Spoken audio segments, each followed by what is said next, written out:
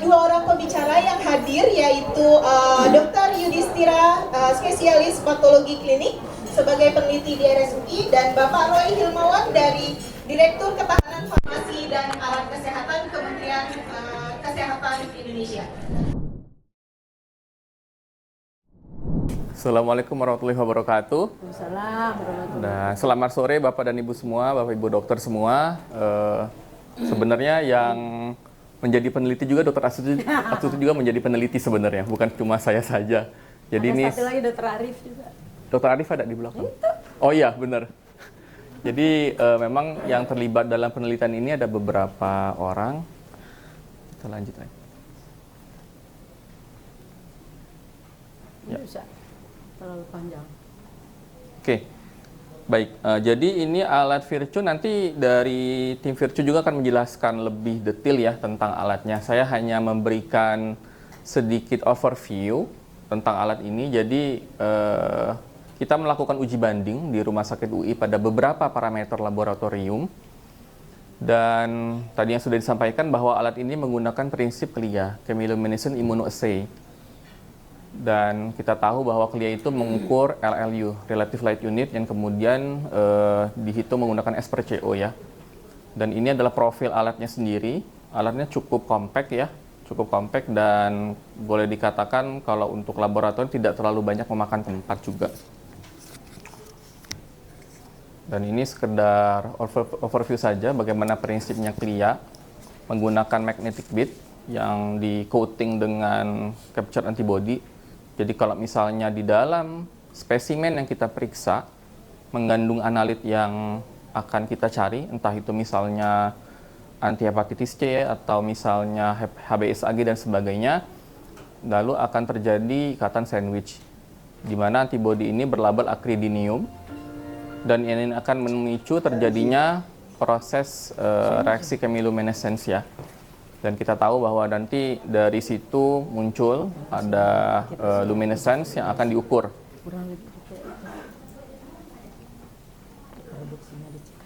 Ini udah sama.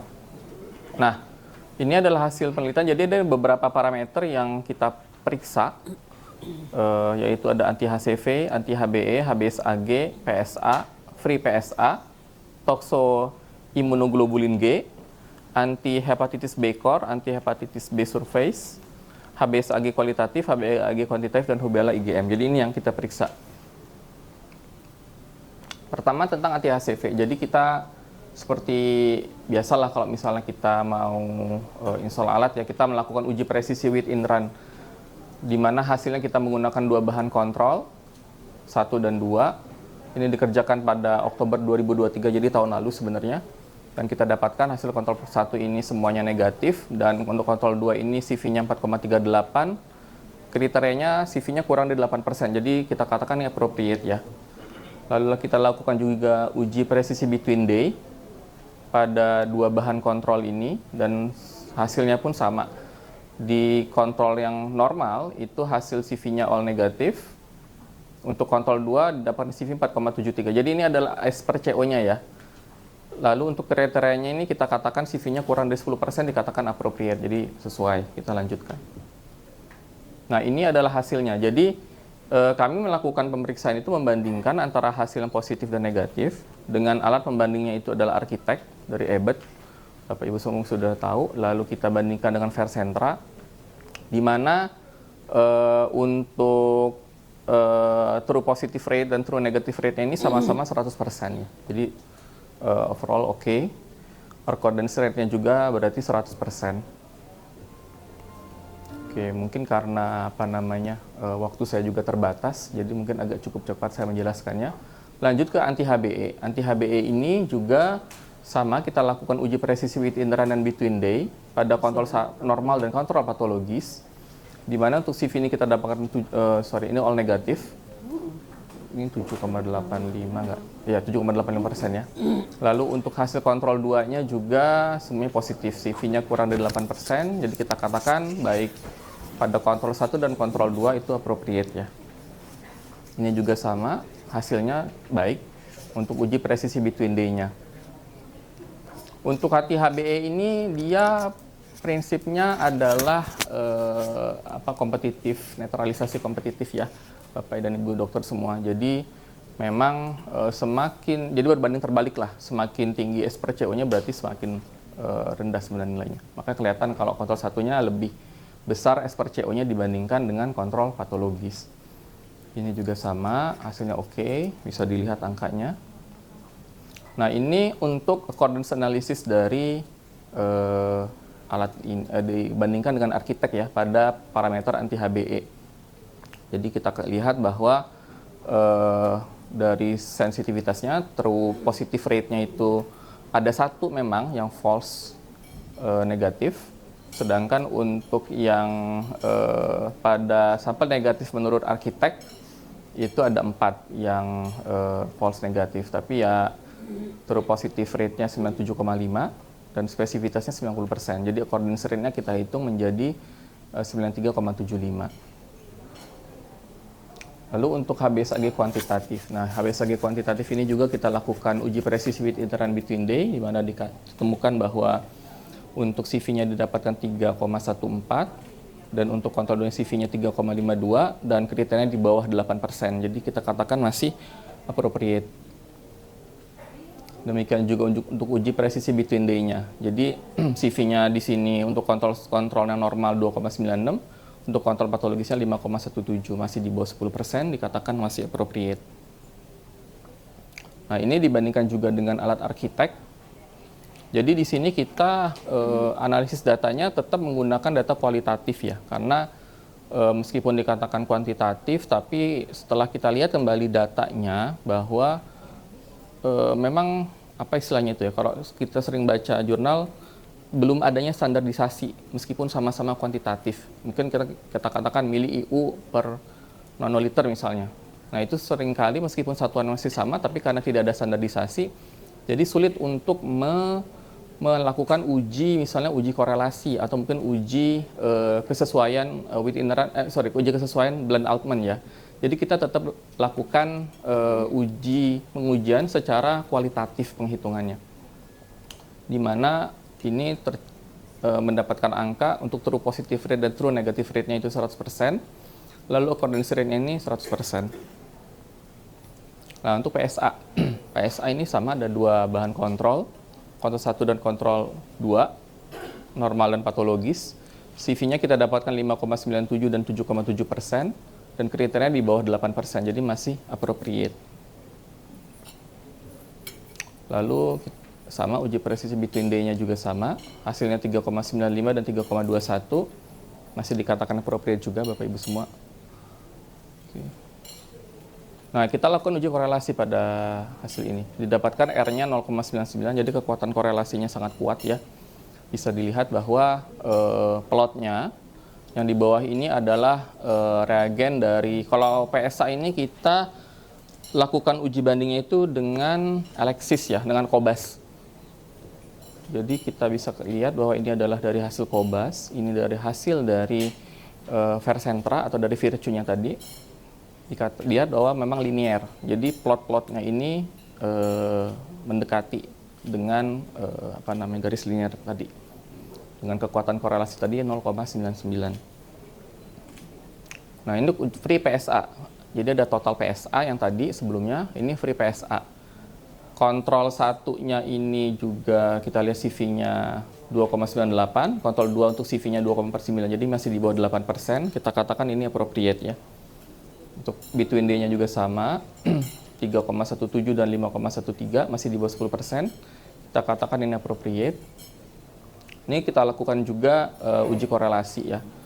Jadi dengan kekuatan korelasi 0,977, jadi masih sangat kuat. Kita lanjut ke Toxo ya, Toxo IgG juga. Toxo ini kontrol 1, kontrol 2-nya sama, all negatif untuk kontrol yang normal. Lalu untuk kontrol yang patologisnya ini 3,22 kita dapat CV. Masih di bawah 8%, jadi masih appropriate. Lalu untuk between day-nya juga sama, appropriate juga ya. Ini masih di bawah 10%, ini all negatif. Nah, untuk Toxo IgG sama dengan PSA tadi kita kerjakan pada alat Cobas 801. di mana kita dapatkan hasil untuk true positive rate-nya 100% dan true negative rate 100%. Jadi accordance rate-nya itu 100%. Ini untuk anti hepatitis B core, anti HBC ya. Kita lakukan juga uji presis wit in run dengan hasil yang masih appropriate juga. Lalu untuk between day-nya juga sama, CV-nya 3,98, jadi kurang dari 10% ya, appropriate ya. Nah, ini untuk coordinates analisisnya. Memang ada satu yang hasilnya itu didapatkan false negatif. Kemudian ini juga false positif ya. Didapatkan true positive rate atau sensitivity-nya 97,5, specificity-nya 95%. Jadi coordinates rate-nya 96,25. Jadi masih oke. Untuk anti HBS 2,42 pada CV-nya pada kontrol yang normal, untuk kontrol patologisnya 5,52. Jadi CV-nya kurang dari 8%. Jadi masih appropriate. Lalu between day-nya juga sama ya. Lalu untuk ini kita bandingkan dengan arsitek ya. Dengan 41 sampel positif dan 40 sampel negatif ya. Didapatkan bahwa true positive rate-nya itu 97,5 dan specificity-nya 95%. Jadi accordance rate-nya 96,3. Nah, ini untuk ABSAG kualitatif. Jadi yang tadi kuantitatif, ini kualitatif ya. Ini CV-nya masih appropriate, kita perhatikan ya. Ini masih all negatif untuk kontrol negatifnya, untuk kontrol patologisnya masih 3,05, masih di bawah 8%. Ini juga sama, CV-nya 5,35 untuk kontrol patologis, ini juga all negatif. Nah, ini untuk coordinates analisisnya, untuk true positive rate-nya pada HBsAg kualitatif 100%, untuk true negative rate-nya 97,5 dan accordance rate-nya 98,75. Jadi masih baik ya. Ini untuk HBAG kuantitatif, CV-nya ini 2,86, ini 2,49, masih appropriate jadinya. Ini untuk between day-nya, CV-nya untuk kontrol normal dan patologis 3,25 dan 2,66, masih di bawah 10%, jadi masih appropriate. Untuk coordinates analisisnya kita dapatkan true positive rate-nya sama, jadi tidak ada yang false negatif dan tidak ada yang false positif ya. Jadi true positive rate-nya TPR 100%, true negative rate-nya 100% juga, jadi coordinates rate-nya 100%. Terakhir mungkin ini rubella ya, rubella IgM juga sama untuk wit in run-nya, di mana CV-nya ini all negatif, untuk ini yang kontrol 2-nya 3,14, dan sih di bawah, kurang dari 8%, jadi masih dikatakan appropriate. Ini juga between day-nya sama, CV-nya 2,98. Nah, ini untuk hasilnya ya. Jadi kita bandingkan dengan ada arsitek, tidak ada yang semuanya bisa dideteksi. Jadi sensitivity-nya 100% atau TPR-nya 100%, true negative rate-nya 100% juga, accordance rate-nya 100%.